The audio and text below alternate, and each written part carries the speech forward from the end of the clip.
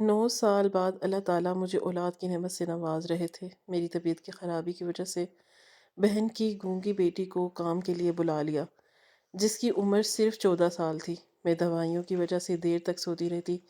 ردا مجھے کچھ بتانے کی کوشش کر رہی تھی لیکن میں جان نہ سکی، مگر ایک دن صبح اٹھ کر جب میں نے ردا کے خون آلود کپڑے دیکھے تو میرے قدموں کے نیچے سے زمین نکل گئی، کیونکہ میرے ہی گھر میں سر تھامے بیٹھی ہوئی تھی۔ صبح سے کام کر کے میری کمر تختہ ہو گئی تھی۔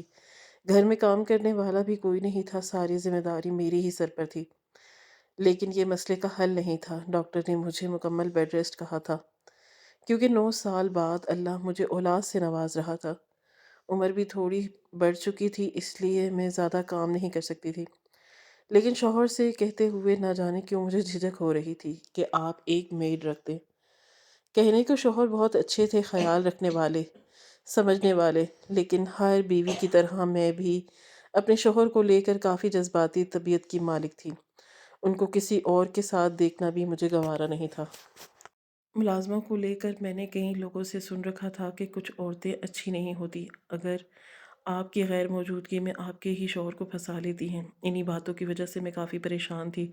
ابھی مجھے بیٹھے ہی کچھ ہی دیر گزری تھی کہ جب میری بہن کا فون آنے لگا۔ میں نے ایک بیزار نگاہ موبائل پر ڈالی تھی۔ میں اس وقت اتنی تھک چکی تھی کہ میرا کسی سے بات کرنے کو بھی دل نہیں چاہ رہا تھا، مگر میں نے سر جھٹک کر فون ریسیو کر لیا۔ اس کے ذریعے امی ابو کو بھی خیر خیریت معلوم ہو جاتی تھی۔ میں نے بھی ابھی ہیلو ہی کہا تھا کہ جب دوسری طرف سے اس کی پریشان کن آواز برآمد ہوئی، نازیہ تم گھر کب آؤ گی؟ امی اتنا پریشان ہو رہی ہیں، تمہارا سسرال بھی اتنا بڑا ہے، تم اکیلے کیسے سب مینج کر رہی ہو؟ امی کہہ رہی ہیں کہ تم ان کے گھر آ جاؤ رہنے، جبکہ میں فوراً بولی ایسا ممکن نہیں ہے۔ جوائنٹ فیملی ضرور ہے لیکن شوہر کا کام بیوی کو ہی کرنا پڑتا ہے۔ اگر میں آ گئی تو تمہارے بہنوئی کا کیا ہوگا؟ بس اسی لیے تھوڑا پریشان ہو رہی ہوں۔ میری بات سن کر میری بہن فوراً بولی کیوں پریشان ہوتی ہو؟ کچھ دن کے لیے سب بھول جاؤ، تمہیں اپنی اولاد سے لگاؤ ہونا چاہیے۔ 9 سال بعد اللہ تعالیٰ نے تمہیں خوشی سے نواز رہا ہے، اس کو محسوس کرو، اس کو انجوائے کرو۔ تم نے بلا وجہ خود کو ان لوگوں کے ساتھ الجھایا ہوا ہے۔ اس کی بات سن کر میں چند لمحے خاموش ہو گئی اور پھر کچھ سوچ کر بولی ہاں 2 دن کے لیے جاؤں گی تاکہ تھوڑی طبیعت بحال ہو سکے۔ کام کر کر کے تو میری تو ہاتھ شل ہو گئے ہیں، کچھ ایسا ہو جائے گا کہ میں اپنے سسرال میں ہی رہوں اور مجھے زیادہ کام بھی نہ کرنا پڑے۔ جوائنٹ فیملی میں کوئی کسی کا درد نہیں سمجھتا، انسان اکیلا رہے تو شوہر پھر بھی ہاتھ بٹا دیتا ہے، لیکن جوائنٹ فیملی میں اگر شوہر ایک گلاس بھی اٹھا کر کچن میں رکھ دے تو بلا وجہ باتیں بننا شروع ہو جاتی ہیں۔ میری بات سن کر چند لمحے بعد میری بہن بولی اچھا ایک کام کرو، پھر کوئی ملازمہ رکھ لو، تمہارے شوہر کے لیے ملازم افورڈ کرنا کوئی مشکل بات نہیں ہے، اللہ کا دیا سب کچھ تو ہے تمہارے پاس۔ ملازم رکھ لو گی تو تمہاری آسانی ہو جائے گی، اسے پرماننٹ اپنا کام کرنے کے لیے رکھ لو۔ اس کے بدلے ملازمہ کر دیا گیا، اور مجھے نہیں لگتا کہ تمہاری ساس یا جٹھانی دیورانی کو بھی کوئی مسئلہ ہو۔ تمہاری جٹھانی کی بھی ایک میڈ آتی ہے، جب وہ حاملہ تھی میں اس کی بات سن کر بولی ہاں وہ تو بات ٹھیک ہے، لیکن وہ ملازمہ 24 گھنٹے میرے سر پر سوار رہے گی، اسی دوران میرے شوہر بھی آئیں گے۔ یار ایسا کہنا تو نہیں چاہیے لیکن میں کسی پر بھروسہ نہیں کر سکتی۔ تم نے تو سنا ہی ہوگا کہ آج کل کتنے کیس ایسے سامنے آ سکتے ہیں۔ ملازمہ نے مالک کو پھنسا لیا، مالک کا دل ملازم پر آ گیا، اس لیے میں نہیں چاہتی کہ میرا گھر برباد ہو جائے۔ مر جاؤں گی لیکن ملازمہ رکھنے میں سوچ نہیں سکتی۔ میری بہن میری بات سن کر فوراً ہی ڈانٹتے ہوئے بولی کہ بے وقوف ہو تم، بلا وجہ خود کو تکا رہی ہو۔ اس بے فضول کی بات کے لیے تمہاری عمر ہی کتنی ہے جو ان باتوں کی سوچنے میں لگ گئی؟ ابھی صرف اور صرف اپنی صحت کے لیے پرواہ کرو، اور مجھے نہیں لگتا کہ ایسا کچھ ہوتا ہے۔ میرے پہلے زمانے میں ایسا بھی پھر بھی ہو جاتا تھا، لیکن تمہارا شوہر پڑھا لکھا انسان ہے، بھلا وہ کیوں آنکھ میں ٹکا کرے گا؟ تم سے وہ کتنی محبت کرتا ہے، یہ تو سب کی آنکھوں کے سامنے ہی ہے، لیکن پھر بھی میرا دل مطمئن نہیں ہوا تھا۔ میں نے بات کو گھما پھرا کر ختم کر دیا۔ لیکن کہتے ہیں نا کہ ایک بہن ہی آپ کا درد محسوس کر سکتی ہے، اس نے بھی 4 بچے جنم دیے تھے، اسے معلوم تھا یہ وقت کتنا حساس ہوتا ہے۔ رات تک اس کی دوبارہ کال آئی تھی، میں اپنے شوہر کے ساتھ اس کے بغل میں بیٹھی مووی دیکھ رہی تھی۔ میں نے تھوڑا حیران ہو کر موبائل دیکھا تھا کہ ایک وقت میں 2 بار میں نے کال ریسیو کی تو بولی کہ ایسی طبیعت ہے، اب کیسا محسوس ہو رہا ہے؟ اس کی بات سن کر میں مسکرائی تھی اور فوراً بولی ہاں میں بالکل ٹھیک ہوں۔ کیوں کیا ہوا؟ جبکہ وہ فوراً بولی کہ تمہاری باتیں سن لینے کے بعد مجھے ایک لمحے بھی چین نہیں آیا، اس لیے میں نے سوچا ہے کہ تمہارے گھر کچھ دن کے لیے ردا کو بھیج دیتی ہوں۔ میں نے اسے گھرداری مکمل سکھائی ہے، ابھی اسکول کی چھٹیاں بھی ہیں، وہ تمہارے ساتھ ایڈجسٹ کی ہو جائے گی اور تمہارا خیال بھی رکھ لے گی۔ میں نے اس سے پوچھا ہے تو اسے بھی کوئی اعتراض نہیں ہے؟ میں اس کی بات سن کر فوراً بولی نہیں نہیں ردا نہیں، وہ ابھی 14 سال کی ہے اور باجی میں نے آپ کو سمجھایا بھی تھا، ابھی اس کو گھرداری سکھانے کی ضرورت نہیں ہے، یہ چھوٹی ہے، پڑھنے لکھنے میں رہے گی۔ جبکہ وہ فوراً بولی کہ تم اچھی طرح جانتی ہو وہ بول نہیں سکتی، کم از کم یہ سب کام آنا چاہیے۔ جب رشتہ کروں گی تو ان سب کی بڑی ڈیمانڈ ہوتی ہے، گھریلو لڑکی دیکھ کر کوئی بھی بیاہ کر لے جائے گا، اگر کچھ آئے گا نہیں تو یہ نقص بھی تو ہوگا نا، تو کوئی لڑکی نہیں لے کر۔ تمہیں نہیں پتا آج کل کا معاشرہ بہت ظالم ہے۔ اپنی بہن کی بات سن کر میں تھوڑا پریشان ہو گئی تھی، ردا کو گھر میں لانے کا کوئی مسئلہ نہیں تھا، مگر وہ چھوٹی تھی اور شوہر سے پوچھنا بھی بے حد ضروری تھا، کیونکہ ردا 1 2 دن کے لیے نہیں بلکہ کم از کم 2 مہینے کے لیے آ رہی تھی۔ میں نے ایک نظر اپنے شوہر پر ڈالی تو وہ بھی مجھے ہی دیکھ رہے تھے۔ میں نے اپنی بہن کو موبائل ہولڈ کیا اور اپنے شوہر کو دیکھتے ہوئے بولی کہ باجی کہہ رہی ہیں کہ ردا کو مجھے میری حالت دیکھ کر بھیجنا چاہ رہی ہیں، یعنی جو کام میری حصے کے ہیں وہ ردا کر دے گی اور میں آرام کر لوں گی۔ آج کل طبیعت کافی خراب محسوس ہو رہی ہے اور ڈاکٹر نے بھی مجھے بیڈ ریسٹ کہا ہے۔ اب آپ بتائیں کیا اسے ہاں بول دوں؟ میری بات سن کر میرے شوہر چند لمحے خاموش رہے تھے اور پھر مجھے دیکھتے ہوئے بولے دیکھو یہ تمہارا اپنا مسئلہ ہے، مگر ردا کافی اچھی بچی ہے، کافی گھریلو ہے، کام بھی سارے آتے ہیں اور سلیقہ مند بھی ہے بہت، امی کو بھی کوئی اعتراض نہیں ہوگا اور اچھی بات ہے تمہاری اپنی بھانجی تمہارے قریب ہوگی، تم اس سے اپنا درد بیان کر سکتی ہو، اس وقت میں تو کسی اپنے کا ہی سہارا چاہیے ہوگا تمہیں۔ شوہر کی بات سن کر میرا دل تھوڑا مطمئن ہو گیا، اگر انہیں کوئی اعتراض نہیں تو بھلا مجھے کیوں ہوگا؟ میں نے فوراً ہی ہولڈ سے موبائل ہٹایا اور اپنی بہن کا شکریہ ادا کر کے اپنی طرف سے رضامندی دے دی، اور کچھ کہتی اس سے پہلے ہی میرے شوہر بلند آواز میں بولے تھے آپ پریشان نہیں ہونا، میں خود ردا کو شام میں لینے کے لیے آ جاؤں گا، کام سے واپسی پر ردا کو لیتے آؤں گا، آپ آئیں گی پھر جائیں گی، چھوٹے بچے بھی ہیں۔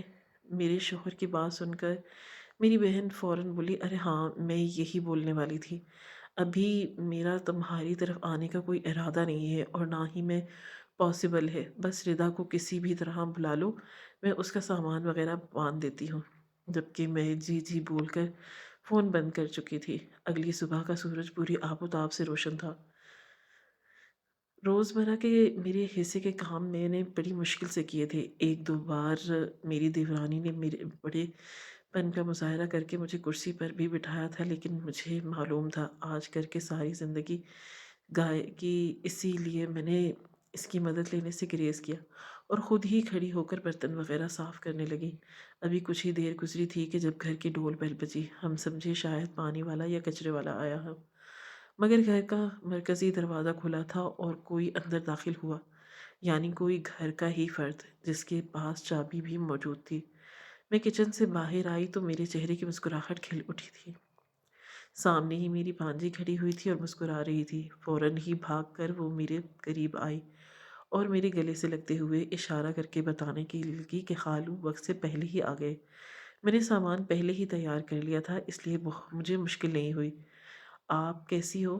جبکہ مجھے اس کے پوچھنے پر بڑا لاڈ آیا، میں نے جھک کر اس کے ماتھے پر پیار کیا اور اس کو دیکھتے ہوئے بولی ہاں میری لاڈو میں بالکل ٹھیک ہوں، تم کیسی ہو؟ جبکہ وہ بھی اشارے سے خوش اور ٹھیک ہونے کا پتہ دے رہی تھی۔ اسی وقت میرے شوہر اس کا سامان لیے اندر آ گئے، چہرے پر غضبناک تاثرات تھے اور سامان کو ایک طرف پھینکتے ہوئے بولے کافی غصے میں ردا اپنا سامان آپ کو خود لے کر آنا چاہیے تھا، بلا وجہ مجھے بھی اندر آنا پڑا۔ ان کے اتنے سرد انداز میں ردا خاموشی سے میرے پیچھے چھپ گئی تھی، اس کا یہ چھپنا میری سمجھ سے باہر تھا، جبکہ میں اپنے شوہر کو آنکھوں ہی آنکھوں میں خاموش رہنے کی تاکید کر کے اس سے لیے کچن میں آ گئی۔ اس نے میری دیورانی کو سلام کیا اور مجھ سے کام وغیرہ پوچھنے لگی، جبکہ میں سر نفی میں ہلاتے ہوئے بولی کہ ہو گیا، آتے ساتھ ہی کام کرو گی۔ ہاں مجھے معلوم ہے تم یہاں پر میری مدد کے لیے آئی ہو، لیکن خود کو یہاں کی ملازمہ مت سمجھ لینا، میری بھانجی ہو تم، میرے گھر کی فرض سمجھ آئی ہو۔ جبکہ وہ کھلکھلا کر ہنسی تھی اور اپنی امی کی باتیں اشاروں میں بتانے لگی تھی کہ وہ بھی آنا چاہ رہی تھی، مگر بس بابا نے اجازت نہیں دی اور شاید ویکینڈ پر آئیں گی۔ میں دلچسپی سے اس کی باتیں سن رہی تھی۔ میری دیورانی کچن سے چلی گئی تھی۔ مجھے معلوم تھا یقیناً وہ میری ساس کو آگاہ کرنے گئی ہوں گی، لیکن میں نے زیادہ دھیان نہیں دیا۔ میں کافی دیر تک میں اس کے ساتھ باتیں کرتی رہی، اسے کھانا بھی کھلایا۔ وہ زبردستی برتن دھونے کھڑی ہو گئی۔ جس کام کے لیے وہ آئی تھی وہ تو کر لوں، آپ مجھے تمام باتیں سمجھا دیں، یہاں پر کس طرح رہنا ہے اور کس کے کام کرنے ہیں، اور آپ کے اپنے کام کیا ہوں گے۔ جبکہ میں اسے اپنے ساتھ اپنے کمرے میں لے آئی۔ میرا بڑا دل دکھ رہا تھا۔ میری بھانجی میرے پاس رہنے کے لیے آئی تھی اور میں اس سے کام کرواؤں، لیکن میری حالت ہی ایسی تھی کہ میری مجبوری بن چکی تھی اس سے کام کروانا۔ کافی دیر تک ہم دونوں خالہ بھانجی بیٹھے میرے سسرال کو ہی ڈسکس کرتے رہے۔ میں نے ایک ایک چیز اس کو سمجھا دی اور اس کو اس کا کمرہ بھی دکھا دیا۔ ہمارے گھر ایک گیسٹ روم بھی موجود تھا جہاں پر آنے والا مہمان ٹھہرا دیا جاتا تھا، وہ میرا مہمان ہو یا میری دیورانی کا یا پھر جٹھانی کا، اس سے کوئی مطلب نہیں ہوتا تھا۔ وقت کی رفتار دھیرے دھیرے گزرتی جا رہی تھی۔ رات 10 بجے میرے شوہر آ چکے تھے، میری بھانجی سو گئی تھی۔ میں نے ہی اپنے شوہر کو کھانا وغیرہ دیا تھا۔ ان کا موڈ کافی خراب لگ رہا تھا۔ کچھ دیر میں ان کا اس طرح کا رویہ برداشت کرتی رہی، اور جب میری انتہا ہو گئی میں نے ان سے پوچھ ہی لیا تھا کہ آخر مسئلہ کیا ہے، آخر ایسا ہوا کیا جو آپ اتنے زیادہ اپسیٹ لگ رہے ہیں۔ میری بات سن کر وہ صرف اتنا بولے، تم نے بلا وجہ اپنی بھانجی کو بلایا ہے اور صرف میں تنگ کر کی۔ ان کی باتیں سن کر میں حیران رہ گئی، اور پھر میں نے انہیں تمام دن کی بھر کی کہانی بتائی کہ آج اس نے کتنے کام کیے ہیں۔ آپ ایسے کیسے بول سکتے ہیں، اور میں نے آپ سے پوچھ کر ہی اسے بلایا تھا۔ جبکہ وہ بے اختیار بولے، بات دراصل یہ ہے کہ تمہاری بہن جی حد سے زیادہ بدتمیز ہے۔ گاڑی میں ذرا میں نے اس کا ہاتھ کیا پکڑ لیا، بلا وجہ اس نے رونا شروع کر دیا۔ اب نہ جانے لوگ کیا سوچ رہے ہوں گے جنہوں نے یہ حرکت دھوتے ہوئے دیکھی ہوگی۔ جبکہ میں حیران رہ گئی، چند لمحے میں کچھ بول ہی نہیں پائی اور اپنے شوہر کو بس دیکھتی رہی۔ کچھ دیر بعد مجھے ہوش آیا تو میں بے یقینی سے بولی، صحیح بتائیں، ردا نے واقعی آپ کے ساتھ ایسا رویہ اختیار کیا؟ جبکہ وہ فوراً بولے، ہاں، تو کیا میں غلط انٹینشن سے اس کا ہاتھ پکڑ رہا تھا؟ میرے لیے وہ میری بیٹیوں جیسی ہے، بالکل۔ میں نے ردا کو اپنی بیٹی ہی سمجھا ہے، جبھی میں نے تمہیں کہا تھا کہ ہاں ہاں ردا کو بلا لو۔ اس کے علاوہ میں نے کسی کو بھی بلانے کی اجازت نہیں دی، کیونکہ مجھے خود اچھا نہیں لگتا کہ کوئی ہمارے گھر کام آ کر کرے، گھر کا کام کرے۔ اپنے شوہر کی بات سن کر مجھے بڑا تعجب ہوا تھا، اور میں نے ان کو مطمئن کر دیا تھا کہ میں صبح ہوتے ہی اس سے اس کے بارے میں دریافت کروں گی، کیونکہ یہ اخلاقیات کے دائرے سے باہر کی بات تھی۔ وہ ابھی چھوٹی ہے، اور اگر اتنی عمر سے ہی وہ ایسی حرکتیں کرے گی تو کبھی بھی نہ رشتہ بن پائے گا اور نہ ہی اس کی کہیں شادی ہو پائے گی۔ یہ بد اخلاقی میں آ جاتا ہے۔ لیکن میں جانتی ہی نہیں تھی کہ میری بھانجی حد سے زیادہ ذہین اور سمجھدار ہے۔ پوری رات میری انہی سوچ میں وچار میں گزر گئی۔ اگلی صبح کا سورج پوری آب و تاب سے روشن ہوا۔ میں صبح جاگی تو کمرے میں میرے شوہر موجود نہیں تھے، شاید کام کے لیے نکل گئے تھے۔ اکثر انہیں جب بھی جلدی جانا ہوتا تھا وہ مجھے بنا اٹھائے چلے جایا کرتے تھے۔ ناشتہ ان کی امی یا پھر میری جٹھانی وغیرہ کرا دیتی تھی۔ میں منہ ہاتھ دھو کر باہر آئی تو مجھے اپنے شوہر کی آواز آ رہی تھی۔ میں کچھ سوچ کر کچن کی طرف بڑھ گئی اور سامنے کا منظر دیکھ کر حیران رہ گئی۔ ردا ان کے سامنے سہمی ہوئی کھڑی تھی، جبکہ نہ جانے میرے شوہر غصے سے اسے کیا کہہ رہے تھے کہ وہ لمحے بھر کے لیے مجھے دیکھتے ہی خاموش ہو گئے تھے، اور میں اندر داخل ہوتے ہی بولی، آپ آگے گئے نہیں؟ میں سمجھی آپ جا چکے ہیں۔ جبکہ وہ فوراً بولے، ہاں مجھے بس نکلنا ہی تھا، تمہاری بھانجی نے کہا کہ ناشتہ تیار ہے تو میں ٹھہر گیا، اور اب ناشتہ مانگ رہا ہوں تو میڈم ڈرامے بازی کر رہی ہیں کہ ناشتہ نہیں تیار۔ میں نے حیران ہو کر ردا کو دیکھا تو اس کا ایسا رویہ مجھے بالکل بھی اچھا نہیں لگا۔ بے شک وہ میری بھانجی تھی، لیکن بھانجی سے زیادہ عزیز مجھے میرے شوہر تھے۔ میں نے ان کو دیکھتے ہوئے ڈانٹنے والے انداز میں بولا کہ بدتمیزی ہے ردا، یہ فوراً ناشتہ دو، اور خالو کو، جبکہ وہ اشارے میں مجھے کچھ بتانے کی کوشش کرنے لگی، لیکن میری آنکھیں دیکھ کھانے پر چپ چاپ ناشتے کی طرف بڑھ گئی۔ اب خاموشی سے اس نے میز پر ناشتہ لگا دیا اور ایک طرف کھڑی ہو گئی تھی، جبکہ میں بھی اپنے شوہر کے ساتھ بیٹھ کر اب خاموشی سے ناشتہ کرنے لگی تھی۔ میرے دل میں ایک دفعہ خیال بھی آیا کہ میں اس سے پوچھ لوں کہ تم نے ناشتہ کیا ہے یا نہیں، مگر مجھے اس قدر اس پر غصہ آ رہا تھا کہ میں نے ایک دفعہ بھی نہیں پوچھنے کی زحمت کی، اور یہی میری سب سے بڑی خطا ثابت ہوئی۔ میرے شوہر ناشتہ وغیرہ کر کے میرا سر چوم کر چلے گئے۔ ردا پاس ہی کھڑی ہوئی تھی۔ نہ جانے مجھے کیا ہوا کہ اچانک ہی میں نے اس کا ہاتھ تھام کر کرسی پر بٹھایا تھا اور اس کو دیکھتے ہوئے آنکھیں دکھاتے ہوئے بولی، دیکھو ردا، بے شک تم یہاں پر میرے لیے آئے ہو، لیکن تمہارے خالو تمہارے اول ترین درجی ہونے چاہیے۔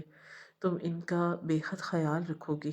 اگر تمہاری طرف سے مجھے کوئی بھی شکایت ملی تو یاد رکھنا میں تمہارے ساتھ اچھا رویہ نہیں رکھوں گی۔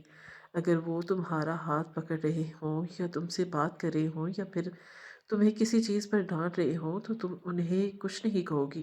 وہ بڑے ہیں اور وہ یہ سب کر سکتے ہیں، اور تمہیں وہ اپنی بیٹی مانتے ہیں، الٹا سیدھا سوچنے کی ضرورت نہیں ہے۔ اور اب جاؤ، یہ برتن وغیرہ واش کر دو، اور خالو کا ایک ڈریس بھی پریس کر دینا، کل انہیں پریشانی نہیں ہوگی۔ تم یہاں پر میری خدمت کے لیے آئے ہو تو بہتر ہے کہ اپنے کام سے کام رکھو۔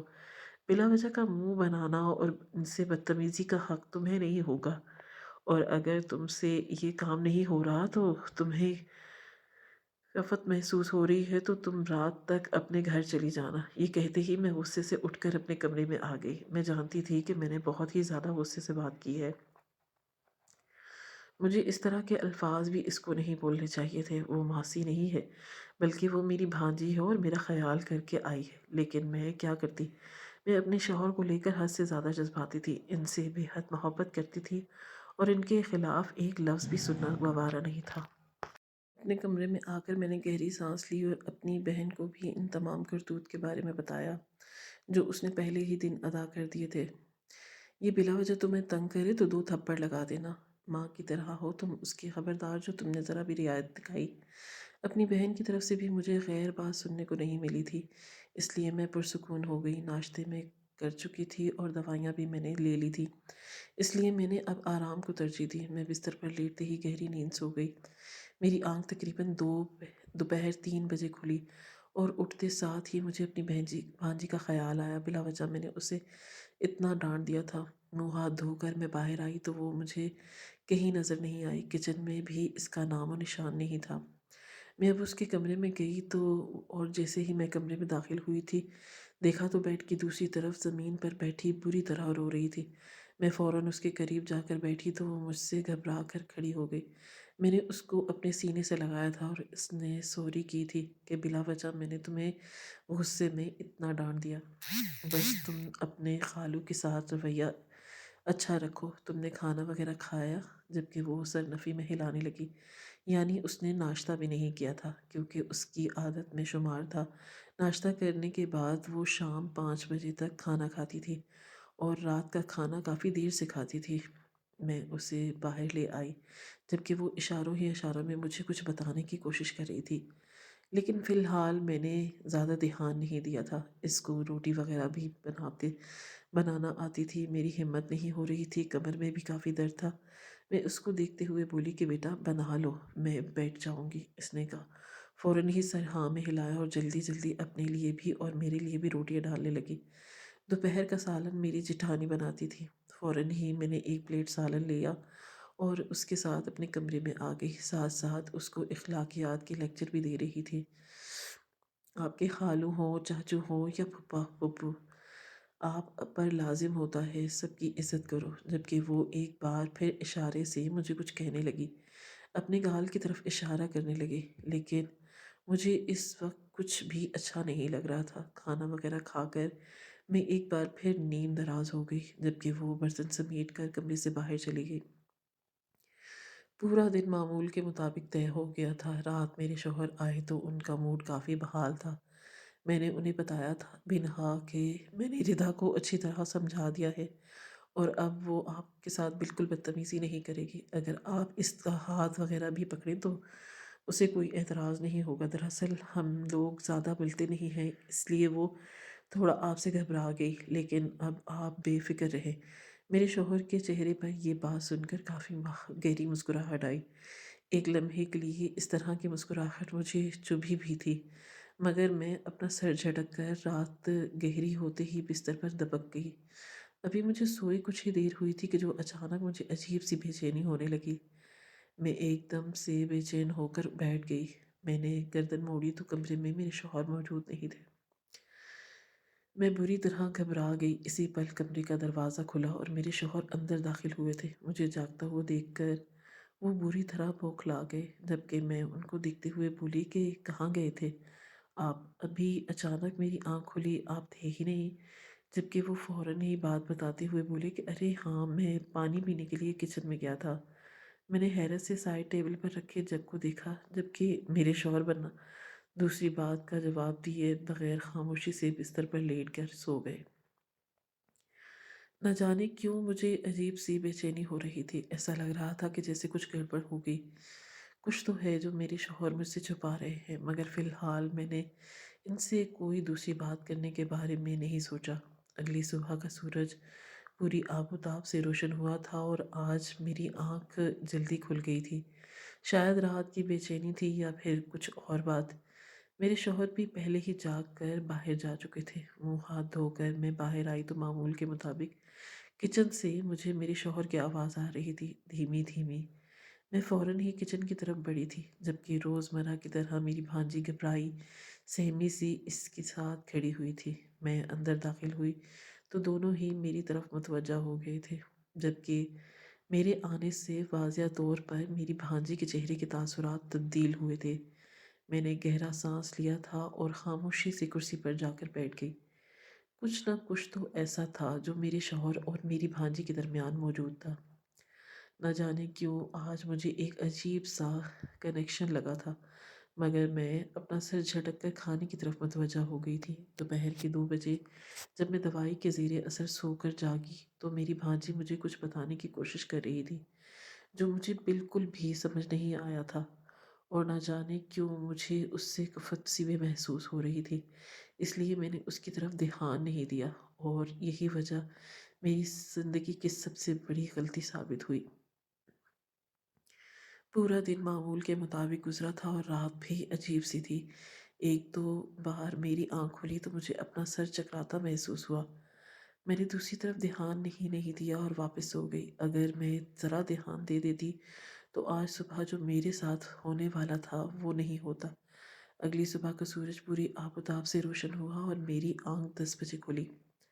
میں تھوڑا حیران بھی ہوئی کیونکہ عموماً میں 9 بجے جاگ جاتی تھی، کیونکہ مجھے اپنے شوہر کو سی آف بھی کرنا ہوتا تھا۔ گھر پر شوہر موجود نہیں تھے، وہ جا چکے تھے۔ چند بالکل خالی پڑا تھا۔ میری ساس اپنے کمرے میں اور باقی جیٹھانی دیورانی بھی اپنے اپنے کمروں میں تھی۔ مجھے ایک دم اپنی بھانجی کا خیال آیا۔ 10 بجے وہ برتن دھو رہی ہوتی تھی، لیکن آج وہ نہیں تھی۔ کہیں اس کی طبیعت تو خراب نہیں ہو گئی، یہی خیال کر کے میں کمرے میں آئی تھی، لیکن اگلے ہی لمحے میرے منہ سے بے ساختہ چیخ برآمد ہوئی۔ پورا بیڈ خون خون ہو رہا تھا۔ میں فوراً اس کی طرف بڑھی تھی اور کافی نڈھال حالت میں پڑی تھی۔ میں نے اس کا چہرہ اپنی طرف موڑا اور اس کو دیکھتے ہوئے بولی کہ یہ کیا ہوا تمہیں، جبکہ وہ اشارے سے کچھ بتانے لگی اور پھر ایک دم میرے ہاتھوں میں بے ہوش ہو گئی۔ میں فوراً چیختی ہوئی باہر آئی تھی۔ میرا دیور گھر پر ہی موجود تھا۔ اس کے ساتھ اسے میں فوراً ہسپتال لے کر آ گئی۔ کچھ دیر کے بعد جو خبر ڈاکٹر نے آ کر مجھے بتائی وہ سن کر میرے قدموں سے زمین نکل گئی۔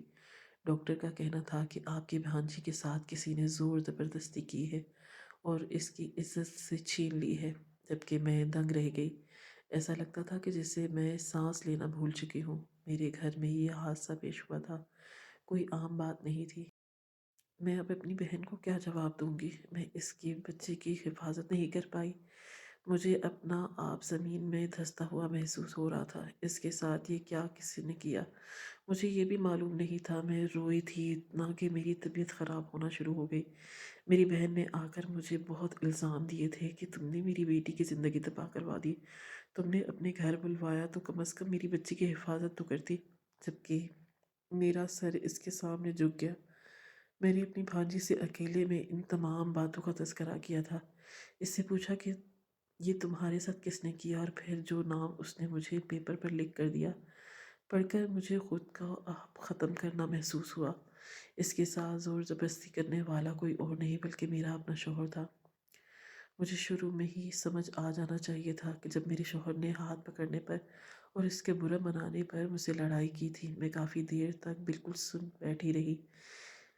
جس کنڈیشن میں تھی اسی وقت میرا سٹریس لینا بنتا تھا، لیکن حالات اتنے پیچیدہ ہو چکے تھے کہ اب مزید اس آدمی کے ساتھ رہنا میرے بس کی بات نہیں تھی۔ میں اپنے شوہر سے بہت پیار کرتی تھی، لیکن جو حرکت انہوں نے کی تھی میرا دل ٹوٹ گیا تھا۔ ایک 14 سال کی بچی جس کو ابھی دنیا کی سمجھ ہی نہیں تھی، اس کا بچپن میرے شوہر نے چھین لیا۔ میں اسے درندے کے ساتھ نہیں رہ سکتی تھی۔ میں نے اگلے ہی دن اس سے طلاق لے لی اور اپنی ماں کے گھر آ گئی۔ امی اور بہنوں کو بھی کوئی اعتراض نہیں ہوا۔ ہم سب نے میرا بہت خیال رکھا، اور ٹھیک 3 ماہ بعد اللہ نے مجھے بیٹی سے نوازا تھا۔ اس دن میں خوب روئی۔ بس مجھے ایک ہی ڈر تھا کہ اب رب مکافات عمل نہ کر دے، میری معصوم بچی کو معاف کر دینا۔ اس کے باپ نے جو گناہ کیا اس کے سپرد میری بچی کے ساتھ کچھ نہیں ہونا۔ انہوں نے کسٹڈی لینے کی بہت کوشش کی تھی، لیکن جب میں نے کورٹ میں تمام مدعا بیان کیا تو بیٹی کی کسٹڈی میرے حوالے کر دی گئی تھی۔ میں اب خوش ہوں، اکیلی ہوں، لیکن مطمئن ہوں کہ میں اپنے ضمیر پر بوجھ لیے نہیں بیٹھی۔ میری بھانجی کے ساتھ جو ہوا میں نے اس کا انتقام لیا تھا۔ میں اپنی بیٹی کی شکل میں بھی اپنے شوہر کو نہیں دیکھنے دیتی، کیونکہ وہ اس قابل ہی نہیں بیٹی کے باپ بن سکے۔ ناظرین، آپ کو آج کی کہانی کیسی لگی؟ کامنٹ باکس میں اپنی رائے کا اظہار ضرور کریں۔ خواہش صرف اتنی ہے کہ کچھ الفاظ لکھوں جس سے کوئی گمراہی کے راستے پر جاتے جاتے رک جائے، اور نہ بھی رکے تو سوچ میں ضرور پڑ جائے۔ دوستو، امید کرتی ہوں کہ آپ کو یہ کہانی پسند آئی ہوگی۔ کہانی پسند آئی ہو تو ویڈیو کو لائک کریں، کامنٹ کریں اور شیئر کرنا نہ بھولیں۔ اللہ حافظ۔